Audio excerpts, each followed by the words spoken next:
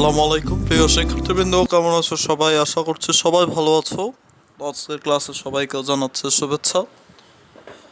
সাধারণ দক্ষতা বা জেনেরিক স্কিলের প্রথম ক্লাসটি নিয়ে গতদিন আমরা আলোচনা করেছিলাম।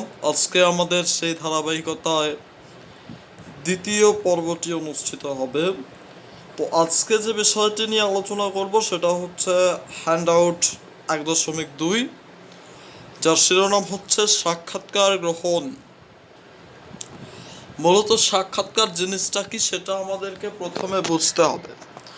সাক্ষাৎকার হলো একের সাথে অন্যের কথা বলা বলতে পারো, বা এরকমও হতে পারে বিষয় বা কনসেপ্টটা যে তোমার একজন সহপাঠী বসে আছে, তুমি তাকে কিছু প্রশ্ন করছো, সে তোমাকে কিছু উত্তর দিচ্ছে, আবার সে তোমাকে কিছু প্রশ্ন করছে, তুমি কিছু উত্তর দিচ্ছ।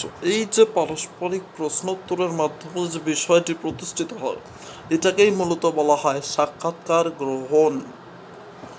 এবং এই সাক্ষাৎকার গ্রহণের ফলাফল বা এই সাক্ষাৎকার গ্রহণের সব থেকে বড় বেনিফিট হচ্ছে এখান থেকে নতুন অনেক তথ্য জানা যায়।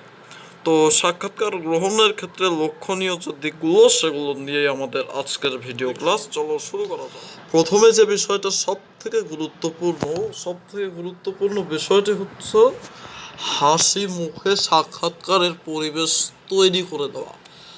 একজন যে তোমার প্রশ্নের উত্তর দেবে তাকে শুরুতেই যদি তুমি মুখ বেজার করে তার দিকে তাকাও, সে কিন্তু তোমার প্রশ্নের উত্তর দিতে আগ্রহী হবে না বা প্রশ্নের উত্তর দিতে ভুল করবে। যেহেতু দাপ্তরিক বিষয়াবলীর আলোকে আমরা এটা আলোচনা করছি, বিধায় এটা অফিসের ক্ষেত্রেও প্রযোজ্য। দ্বিতীয় বিষয়টা হচ্ছে চোখে চোখ রেখে, অর্থাৎ তোমার মাথা 10 ইঞ্চি নিচের দিকে গেঁথে রাখলা আর তোমার ক্যান্ডিডেট তোমার ওই ঘাড়ের দিকে তাকিয়ে আছে। ওইভাবে প্রশ্ন করলে ক্যান্ডিডেটের আত্মবিশ্বাস হারিয়ে যাবে, তার মানে এই তো আমি গেলাম, চান্স হারিয়ে গেল। 3 নম্বর হচ্ছে অপ্রিয় শব্দ এড়িয়ে চলা, অর্থাৎ এই ক্যান্ডিডেটের পছন্দ নাও হতে পারে, তার খারাপ লাগতে পারে এমন কোনো শব্দ ব্যবহার করা যাবে না। সুন্দর পরিবেশ তৈরি করা। সুন্দর পরিবেশ তৈরি বলতে কি বোঝাচ্ছে? সাক্ষাৎকার গ্রহণের জন্য একটি সুন্দর, শান্ত এবং শৃঙ্খল পরিবেশ তৈরি করতে হবে, যাতে করে ক্যান্ডিডেট বোঝে যে হ্যাঁ, আমাকে এখানে গুরুত্ব দেওয়া হচ্ছে। এরপরে হচ্ছে কথার সূত্র ধরে প্রশ্ন করা, অর্থাৎ তুমি নাম ধরে জিজ্ঞাসা করলে তোমার নাম কোথায়, তোমার জেলা কোথায়। এখন তুমি ওই কথার প্রেক্ষিতে বলবে যে তোমার জেলায়, ধরো যে বললো এরকম যে আমার জেলা বগুড়া, সে আমি একটা জায়গার নাম বলছি, বাংলাদেশের যে কোনো একটা জেলাই হতে পারে এটা।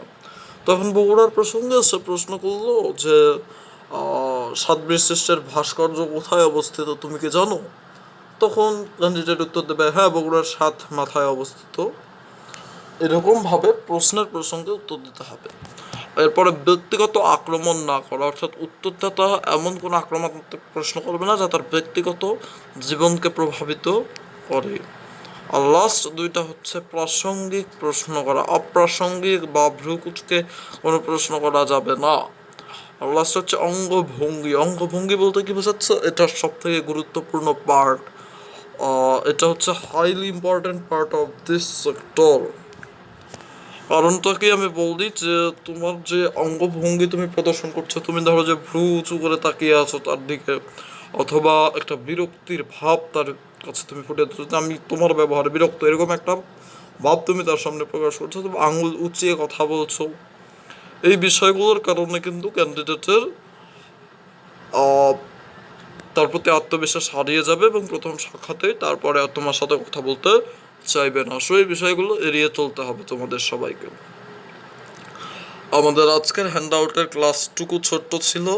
আমি আবারও বলছি যে এখানে 10টা হ্যান্ডআউট থাকলেও এর পিছিয়ে কিন্তু 2 মাসের মতো সময় দেওয়া হচ্ছে। কারণ হচ্ছে জিনিসগুলো তোমাকে ডেইলি চর্চা করতে হবে। তুমি বাস্তব জীবনে এগুলোর প্রয়োগ ঘটালেই কিন্তু এই জিনিসটার যে ওই পড়াটার আসল মর্মার্থ ফুটে উঠবে, নতুবা এটা অসম্ভব। ধন্যবাদ সবাইকে। আসসালামু আলাইকুম। ভালোভাবে জিনিসগুলো আত্মস্থ করবে, নিজের ক্যারিয়ারকে সুন্দর একটা ক্যারিয়ারে রূপ দিতে এই কাজগুলো করা আবশ্যক।